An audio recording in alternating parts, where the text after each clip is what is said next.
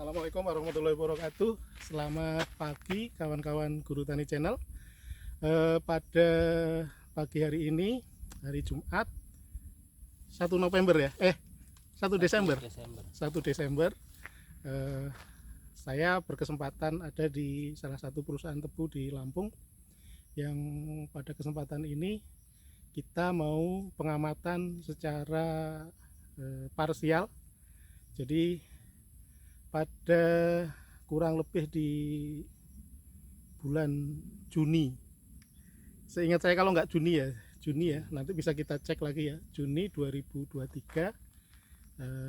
Jadi kita mau aplikasikan di tanaman tebu yang ratun 1, ratun 2 ya Mas ya. Ratun 2 itu maksudnya gimana? Udah 3 kali panen. 3 kali mau 3 kali panen kan, planken ya, 1 kali, terus ratun 1, baru ini ratun 2 ya. Ini ratun 2. Jadi perlu kawan-kawan guru tani ketahui bahwa di tebu itu ada sistem planken ini tanaman baru. Jadi ada olah tanah sempurna ya, olah 1, olah 2. Nanti di kesempatan lain mudah-mudahan kawan kita Pak Budi mau berbagi untuk pengelolaan dan budidaya tanaman tebu secara komprehensif. Tapi pada waktu ini saya mau sampaikan bahwa ini di ratun 2, seperti sampaikan Mas Slamet tadi, Pak Slamet. Memang sengaja tidak kami tampilkan karena nanti mungkin masalah privasi. Tapi hari ini mau sampaikan bahwa ada perbedaan yang cukup mendasar ketika dari planken ke ratun 1 dan ratun 1 ke ratun 2. Mungkin di beberapa video sebelumnya saya sampaikan, sesuai pengalaman saya juga beberapa kali ke Thailand. Di Thailand itu tebu secara umum trennya cukup menarik. Jadi dari planken ke ratun 1 itu malah meningkat 15-20%. Dan dari ratun 1 ke 2 informasinya juga masih meningkat 10-15%. Baru nanti di ratun ketiga baru mulai going down, mulai turun. Nah, ini juga fenomena yang agak berbeda. Tolong nanti saya dikoreksi dikomentari juga. Mungkin untuk tanaman tebu yang sistem Rheonoso yang di Jawa mungkin agak beda. Kalau di sini kan lahannya juga sebagian besar pot solid merah kuning ada di Lampung, dan juga dengan supporting irigasi. Itu juga agak berbeda yang tebu yang ditanam di sawah. Dan fenomena yang perlu saya sampaikan untuk kawan-kawan guru tani untuk di tebu di Indonesia secara umum ya, mungkin ada beberapa perkebunan tebu yang kondisinya berbeda. Nanti mungkin di wilayah berbeda, silakan kita diskusikan. Tapi secara umum yang kami ketahui, khususnya di Lampung, dari planken tanaman baru ke ratun 1 itu sudah turun. Ada penurunan bisa 10-15%. Dan itu argumentatif, silahkan. Tapi kalau secara average rata-rata memang turun. Terus yang kedua, dari ratun 1 ke ratun 2, nanti Mas Slamet juga lebih jeblok lagi. Ada beberapa diskusi sama kawan-kawan di riset dan kawan-kawan di tempat lain. Kelihatan nggak Mas? Coba lihat kameranya Mas. Pas aku ya?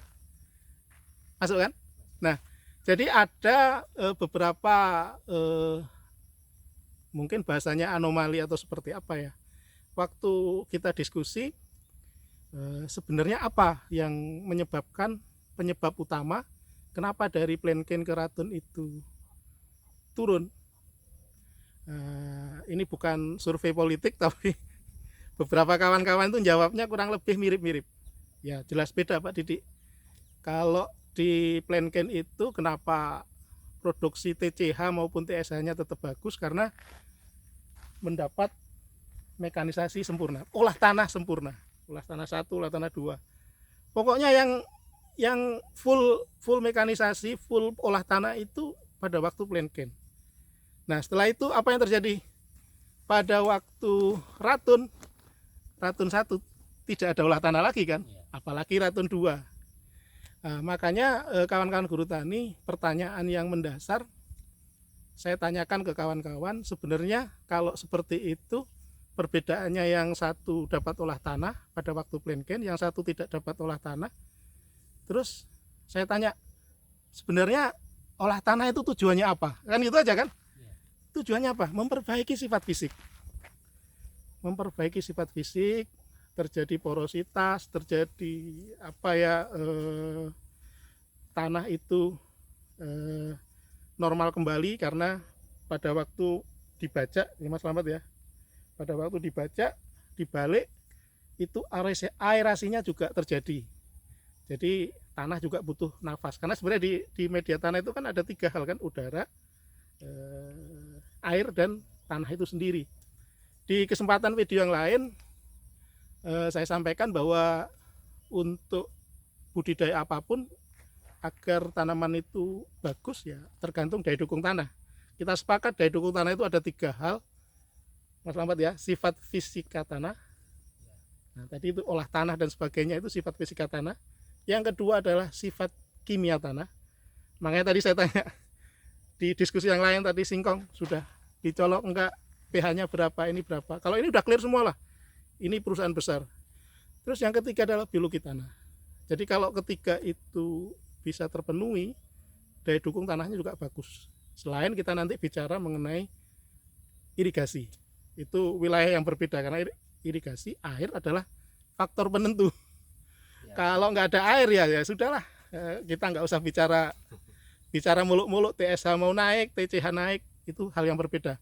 Nah, kawan-kawan guru tani, untuk tanaman tebu tadi sudah saya sampaikan secara spesifik, secara khusus.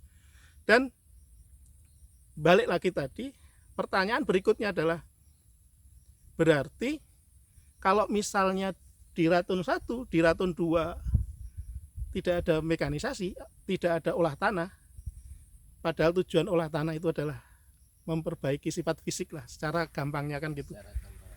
Berarti pada waktu Ratun 1 dan Ratun 2 kita nggak usah pakai ilmu yang di atas langit ya, karena di atas langit ada langit lagi ya.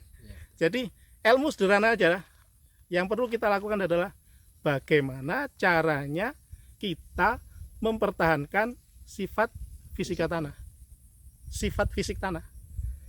Kenapa? Tidak ada pengolahan tanah dan sebagainya. Berarti ya harus kita pertahankan, itu satu. Yang kedua, kalau secara ilmu tanah juga avoid to soil compaction, ya berusaha hindari, jangan terlalu banyak terjadi kompaksi tanah, pemadatan tanah itu di wilayah orang-orang mekanisasi lah. Nah, kawan-kawan, itu pada kesempatan ini saya sampaikan bahwa kita goal, tujuan kita dari uji coba di tebu ini adalah yang paling sederhana tadi, itu mempertahankan sifat fisik tanah, karena tidak ada olah tanah. Makanya kita coba memasukkan bahan-bahan organik, nutrisi khususnya, ada beberapa hal. Jadi secara sepintas, yang pertama adalah kita masukkan fosfat guano. Fosfat guano ini sebagai substitusi, pengganti gini ya, ini sebagai pengganti untuk teman-teman yang menggunakan TSP maupun rock fosfat. Nah, ini nanti argumentatif. Kalau fosfat sendiri secara teknis kita sama-sama ketahui bahwa kita masukkan berapapun tetap yang diserap kurang lebih sepertiga. Itu Mas Slamet, sepertiga. Nah, sedangkan kalau rock fosfat, kita tahu sendiri bahwa kalau P2O5 itu, fosfor itu kita dari sumber rock fosfat, itu proses mineralisasinya, proses ketersediaannya sangat lama, sangat lama tersedia. Nah, makanya kita lakukan adalah ini, fosfat guano ini sebagai salah satu, mudah-mudahan sebagai satu solusi. Nanti kita akan lihat datanya seperti apa ya. untuk ini. Nah, ini tadi ya, satu kita gunakan nutrisi yang ini. Di samping perlu kawan-kawan guru tani tahu bahwa di fosfat alam ini yang guano ini ada pelarut fosfat. Ada pelarut fosfat. Jadi meskipun dia 15% konon, saya bilang konon karena ini masih argumentatif ya. Nanti kita lihat data. Nanti kalau saya bicara terlalu di awang-awang ternyata hasilnya berbeda ya. Ini perlu juga kajian teknis. Jadi dia tetap optimal, Mas Slamet, penyerapannya. Tapi balik lagi nanti ada data-data teknis yang empiris yang bisa kita lihat dari data yang nanti dari kawan-kawan riset. Itu yang pertama. Yang kedua, yang kita masukkan, coba lihat di kamera, masuk nggak? Kurang sini. Nah, yang kedua, SOP kita tambah humidity. Anderson humidity. Ini adalah asam humat yumin. Seperti kita ketahui bahwa asam humat itu yang yumin itu sebagai soil conditioner, sebagai pembenah tanah, dan secara teknis dia meningkatkan KTK dengan cepat, meningkatkan kesuburan tanah dengan cepat, menggumburkan tanah, membuat porositas.